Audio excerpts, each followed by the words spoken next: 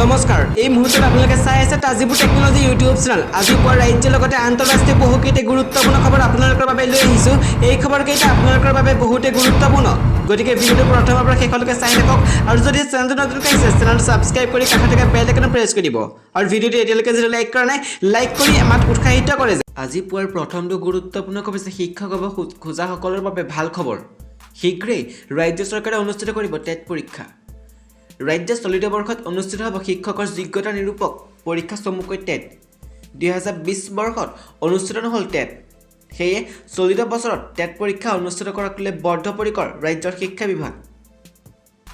বিভাগৰ এই সিদ্ধান্তে স্বাভাৱিকতে আশাৰ বতৰা কৈছে শিক্ষক হ'ব বিচৰা প্ৰাৰ্থীসকলৰ বাবে তিনিটা পৰ্যায়ত অনুষ্ঠিত হ'ব টেট এলপি এমই আৰু হাইস্কুলৰ বাবে পৃথকভাৱে অনুষ্ঠিত হ'ব এই টেট হাইস্কুল শিক্ষকৰ বাবে বাধ্যতামূলক হ'ব বিএড ডিগ্ৰী বিপৰীতে এলপি এমই শিক্ষকৰ বাবে ডিএলএড ডিগ্ৰী সংবাদমেলযোগে ঘোষণা কৰে ৰাজ্যৰ শিক্ষামন্ত্ৰী ৰণোজ পেগুৱে ইপিনে চি টেট উত্তীৰ্ণ প্ৰাৰ্থীসকলৰ ৰাজ্য চৰকাৰৰ অধীনস্থ টেট পৰীক্ষাত অৱতীৰ্ণ হোৱাৰ আহ্বান কিয়নো চি টেট কেন্দ্ৰীয় চৰকাৰৰ অধীনস্থ শিক্ষকৰ বাবে উল্লেখযোগ্য যে অক্টোবৰ মাহত অনুষ্ঠিত হ'বলগীয়া এই পৰীক্ষাৰ সূচীৰে বিজ্ঞাপনত প্ৰকাশ কৰা সিদ্ধান্ত চৰকাৰৰ আৰু এইচএছ আৰু এইচএছএলচিৰ ফলাফলৰ পিছত চিটৰ সমস্যা হৈছিল গ্ৰামাঞ্চলত সেৱাৰ আৰু শিক্ষা সংঘৰ ছাত্ৰ-ছাত্ৰীৰ বাবে ৭৫% আসন সংৰক্ষিত হ'ব চহৰৰ শিক্ষানুষ্ঠানত প্ৰতিযোগিতামূলকভাৱে নামভৰ্তি হ'ব ইয়াত চিবিএছই অথবা সেৱা শিক্ষা সংঘৰ ছাত্ৰ-ছাত্ৰী বুলি কথা নাথাকিব আৰু স্কুল খোলাকলৈ চিন্তাৰ চৰ্চা চলি আছে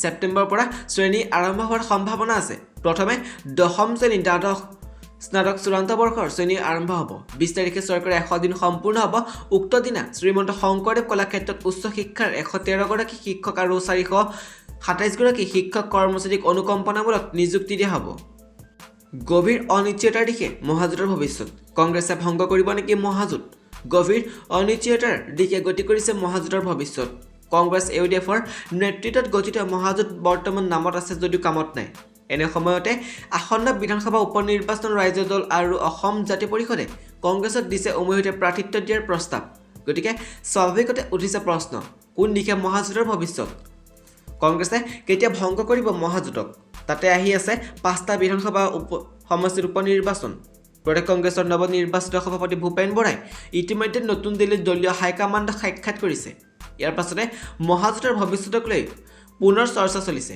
দলীয় সূত্ৰ সদৰি কৰা মতে গৰিষ্ঠ সংখ্যক দলীয় শীৰ্ষ নেতাই বিচৰা নাই মহাজোঁটক ভংগ কৰি দিয়াৰ পক্ষত গৰিষ্ঠ সংখ্যক কংগ্ৰেছী এই সন্দৰ্ভত প্ৰদেশ কংগ্ৰেছৰ নেতৃত্বৰ মাজত সম্প্ৰতি চলি আছে আলোচনা এআইচিচিৰ শীৰ্ষ সূত্ৰই সদৰি কৰা মতে চলিত ছেপ্টেম্বৰ পহিলা সপ্তাহত অসমলৈ আহিব অসমৰ দায়িত্বত থকা এআইচিচিৰ সাধাৰণ সম্পাদক জিতেন্দ্ৰ সিঙৰ আগমনত থিৰাং হ'ব মহাজোঁটৰ ভৱিষ্যত সন্দৰ্ভত মঙলবাৰে সাংবাদিকে কৰা প্ৰশ্নৰ উত্তৰত এপিচিচিৰ কাৰ্যকৰী সভাপতি জাকিৰ হুছেইন সিকদাৰে ক'লে পৰিস্থিতি আৰু ৰণনীতি মৰ্মে দলে ল'ব মহাজোঁটক লৈ সিদ্ধান্ত ৰাইজে বিচাৰিলে শক্তিশালী কৰিব মহাজোঁটক ৰাইজে নিবিচাৰিলে ভংগ কৰি দিয়া হ'ব মহাজোঁট কাৰ্যকৰী সভাপতি জাকিৰ হুছেইন সিকদাৰে পোনপটীয়া উত্তৰ নোপোৱাত পুনৰ প্ৰশ্ন কৰা হ'ল উপনিৰ্বাচনৰ সময়ত ভংগ হ'ব নেকি মহাজোঁট ডক্টৰ হিমন্ত বিশ্ব শৰ্মা কংগ্ৰেছৰ বাবে সম্পদ আছিল তেওঁক মই শেষ মুহূৰ্তলৈ কংগ্ৰেছ এৰি নাযাবলৈ অনুৰোধ জনাইছিলোঁ ক'লে প্ৰদ্যুৎ বৰদলৈয়ে মই কংগ্ৰেছৰ সন্দৰ্ভত এছাম ৱেব পৰ্টেলে মুখৰোচক বাতৰি সম্প্ৰচাৰ কৰি ৰাইজক বিভ্ৰান্ত কৰিছে কিন্তু মই কংগ্ৰেছৰ প্ৰতি কিমান নিষ্ঠাৱান সেই সন্দৰ্ভত কোনো অগ্নি পৰীক্ষা দিয়াৰ প্ৰয়োজন নাই বুলি মই ভাবোঁ আজি নগাঁৱত নিউজ 18 হোৱা এক আচৰিত সাক্ষাৎকাৰত এই মন্তব্য কৰে নগাঁও লোকসভা সমষ্টিৰ সাংসদ তথা কংগ্ৰেছৰ জ্যেষ্ঠ নেতা প্ৰদ্যুৎ বৰদলৈ নগাঁও নিজা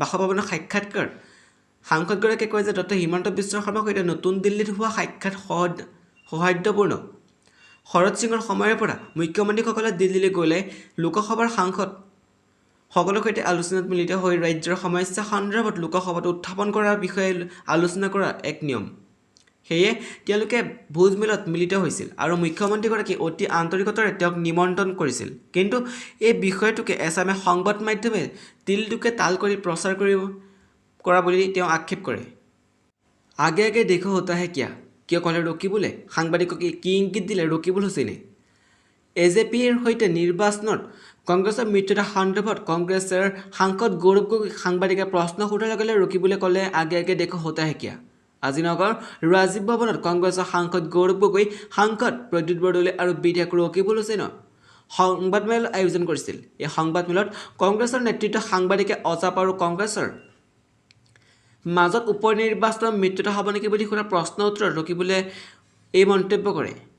উল্লেখ্য যে ৰাজ্য দলৰ সৈতে কংগ্ৰেছৰ ব্যৱধান বৃদ্ধি পালে শেহতীয়াভাৱে অসম জাতীয় পৰিষদৰ সৈতে কংগ্ৰেছৰ মিত্ৰতা সন্দৰ্ভত আলোচনাত মিলিত হোৱাৰ বাতৰি সংবাদ মাধ্যমৰ শিৰোনাম দখল কৰিছে। এই সন্দৰ্ভত সাংবাদিকে সোধা প্ৰশ্নৰ উত্তৰতে প্ৰাক্তন মন্ত্ৰী তথা বিধায়ক ৰকিবুল হুছেইনে এই কৌশলী মন্তব্য প্ৰদান কৰে। তাৎপৰ্যপূৰ্ণভাৱে সংবাদমেলত উপস্থিত থাকে কংগ্ৰেছৰ জ্যেষ্ঠ নেতৃবৰ্গ এই সম্ভাৱনাক অস্বীকাৰ কৰাৰ পৰাও বিৰত থাকে। ইপিনে দুটাকৈ ভূমিকম্পই জোকাৰি গ'ল উত্তৰ পূব।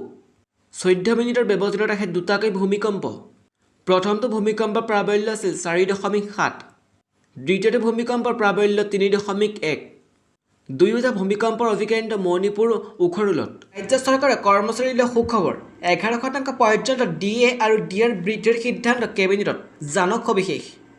মুখ্যমন্ত্ৰী ডক্টৰ হিমন্ত বিশ্ব শৰ্মাৰ অধ্যক্ষতাত আজি দিছপুৰত অনুষ্ঠিত কেবিনেট বৈঠকৰ ৰাজ্য চৰকাৰৰ অধীনৰ কৰ্মচাৰী আৰু পেঞ্চনাৰসকলৰ বাবে আনিছে সুখবৰ।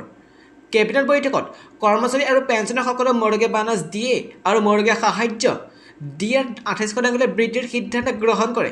অৰ্থাৎ বৰ্তমানৰ 17% পৰা 11% বৃদ্ধি হৈ 28% হ'ল কৰ্মচাৰী মৰ্গে বানচ। এই বৃদ্ধি 2021 চনৰ জুলাই মাহৰ পৰা কাৰ্যকৰী হ'ব। কেবিনেট বৈঠকৰ অন্তত আয়োজিত সংবাদমেলত মন্ত্ৰী অজন্তা নেওগে কয়, অহা 20 আগষ্টত আমাৰ চৰকাৰে 100 দিন সম্পূৰ্ণ হ'ব। এই শুভক্ষণতে চৰকাৰে কৰ্মচাৰীসকলক DA আৰু DR 28% বৃদ্ধি কৰাৰ সিদ্ধান্ত লৈছে কেবিনেটত। আনহাতে কৰ্মচাৰীসকলক আন এক সকাহ দিছে আজিৰ কেবিনেট বৈঠকে। কভিডৰ মহামাৰীৰ বাবে 2020 চনৰ 20 মাৰ্চৰ আগত ছুটিত থকা যিসকল কৰ্মচাৰী কৰ্মস্থলী বাহিৰত থকাৰ বাবে কৰ্তব্যত অনুপস্থিত আছিল, তেওঁলোকৰ সেই অনুপস্থিতি কালছোৱা নিয়মীয়াকৰণৰ বাবে আজিৰ কেবিনেটে সিদ্ধান্ত গ্ৰহণ কৰে। উল্লেখযোগ্য যে নিয়োগ সৃষ্টিৰ লক্ষ্যৰে চৰকাৰে দিয়া প্ৰতিশ্ৰুতি অনুসৰি 1 লাখ নতুন চাকৰিত নিযুক্তিৰ ভিতৰত 52,500টা পদত নিযুক্তিৰ অনুমোদন জনাইছে আজিৰ কেবিনেটে। সংবাদমেলত অজন্তা নেওগে কয়, 1 লাখ নতুন চাকৰি নিযুক্তিৰ ক্ষেত্ৰত স্বাস্থ্য, শিক্ষা আৰু গৃহ বিভাগত 52,500টা পদত নিযুক্তি দিয়াৰ সিদ্ধান্ত আজিলৈকে হ'ল। বাকী থকাখিনি পিছৰ পৰ্যায়ত নিযুক্তি দিয়াৰ ব্যৱস্থা কৰা হ'ব। 26ত কংগ্ৰেছে অসমত 126খন আসন দখল কৰিব, এই মন্তব্য কৰিছে গৌৰৱ গগৈয়ে।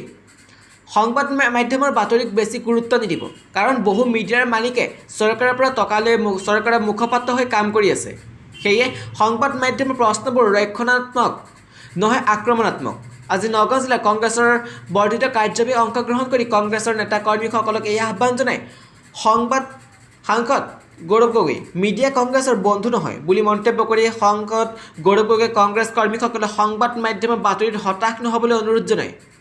ভেকচিনৰ দুয়োটা পালি লোৱাসকলক ৰেহাই, এতিয়া আৰু বিমানবন্দৰ ৰেল ষ্টেচনত কৰিব নালাগে ক'ভিড টেষ্ট। অসম চৰকাৰৰ স্বাস্থ্য আৰু পৰিয়াল কল্যাণ প্ৰধান সচিবে এক নিৰ্দেশনা যোগে দিছে এটি ভাল খবৰ। কৰোনা ভেকচিনৰ দুয়োটা পালি লোৱাসকললৈ এই ভাল খবৰ। ভেকচিনৰ দুয়োটা ড'জ লোৱাসকলে আৰু বিমানবন্দৰ কিংবা ৰেল ষ্টেচনত ক'ভিড পৰীক্ষা কৰিব নালাগে। তেওঁলোকক ৰেহাই দিয়া হৈছে। বহিৰাজ্যৰ পৰা অসমলৈ অহা লোকৰ ক্ষেত্ৰত এই নিৰ্দেশনা প্ৰযোজ্য হ'ব। সম্প্ৰতি ৰাজ্যত টীকাকৰণ প্ৰক্ৰিয়া দ্ৰুতগতিত চলি থকাৰ লগতে পূৰ্বতকৈ আক্ৰান্তৰ সংখ্যা হ্ৰাস পাইছে। ইপিনে কেন্দ্ৰই বাইক চলোৱাৰ ক্ষেত্ৰত কেতবোৰ নিয়ম সলনি কৰিছে। মটৰ চাইকেলত কেনেদৰে পিছফালে বহিব, বাস্কেট ক'ত লগাব, টায়াৰ কি কৰিব, বিশেষ জানি লওক। কেন্দ্ৰীয় চৰকাৰে বৰ্ধিত পথ দুৰ্ঘটনা ৰোধ কৰিবলৈ দুচকীয়া বাহনৰ ডিজাইন আৰু পিছফালৰ আসনৰ নিয়ম সলনি কৰিছে। পথ পৰিবহণ আৰু ঘাইপথ মন্ত্ৰালয়ে আপোনাৰ সুৰক্ষাৰ প্ৰতি লক্ষ্য ৰাখি কিছুমান নতুন নিয়ম প্ৰৱৰ্তন কৰিছে। নতুন নিয়ম অনুসৰি বাইক আৰোহীজনৰ পিছফালে বহি থকা লোকসকলে কিছুমান নতুন নিয়ম অনুকৰণ কৰিব লাগিব। নতুন নিয়মবোৰ এই বিষয়ে কি কয় জানো অহা সবিশেষ আমাৰ এই প্ৰতিবেদন। বাইক আৰোহী আৰু পিছৰ চিটৰ মাজত হেণ্ড হোল্ড। পথ পৰিবহণ আৰু ঘাইপথ মন্ত্ৰালয়ৰ নতুন নিয়ম অনুসৰি এতিয়া বাইকখনৰ পিছৰ চিটৰ দুয়োফালে হেণ্ড হোল্ড প্ৰয়োজন। হেণ্ড হোল্ড ৰখাটো পিছফালে বহি থকা যাত্ৰাৰ সুৰক্ষাৰ বাবে বাইক চালকৰ হঠাৎ ব্ৰেকিং কৰাত হেণ্ড হোল্ড যথেষ্ট সহায়ক। এতিয়ালৈকে বেছিভাগ বাইকত এই সুবিধা নাছিল। একে সময়তে বাইকৰ পিছফালে বহি থকা সকলে দুয়োফালে ভৰি দিয়াটো বাধ্যতামূলক কৰা হৈছে। লগতে বাইকখনৰ পিছফালৰ চকাৰ বাওঁফালৰ কমেও আধা অংশ সুৰক্ষিত ঢাকি দিয়া হ'ব, যাতে পিছফালৰ আসনৰ কাপোৰবোৰ পিছৰ চকাত আবদ্ধ নহয়। মটৰ চাইকেলত এতিয়া পাতল কণ্টেইনাৰহে ৰাখিব পাৰিব। কেন্দ্ৰীয় বাইকত পাতল কণ্টেইনাৰ স্থাপনত ৰকাৰ নিৰ্দেশনা জাৰি কৰিছে। এই পাত্ৰটোৰ দৈৰ্ঘ্য 550 মিলিমিটাৰ, প্ৰস্থ 510 মিলিমিটাৰ আৰু উচ্চতা 500 মিলিমিটাৰতকৈ অধিক নহ'ব। যদি পাত্ৰটো আগৰ ঠাইত স্থাপন কৰা হয় কেৱল চালকক বাইকত বহিবলৈ দিয়া হ'ব, অৰ্থাৎ আন কোনো যাত্ৰী বাইকত বহিব নোৱাৰিব। যদি আন আৰোহী বাইকত বহে ইয়াক নিয়মৰ উলংঘন বুলি গণ্য কৰা হ'ব। আনহাতে পিছফালৰ আৰোহী বহাৰ স্থানৰ পিছফাল কণ্টেইনাৰ ৰাখিলে আনজন ব্যক্তি বহিব পাৰে।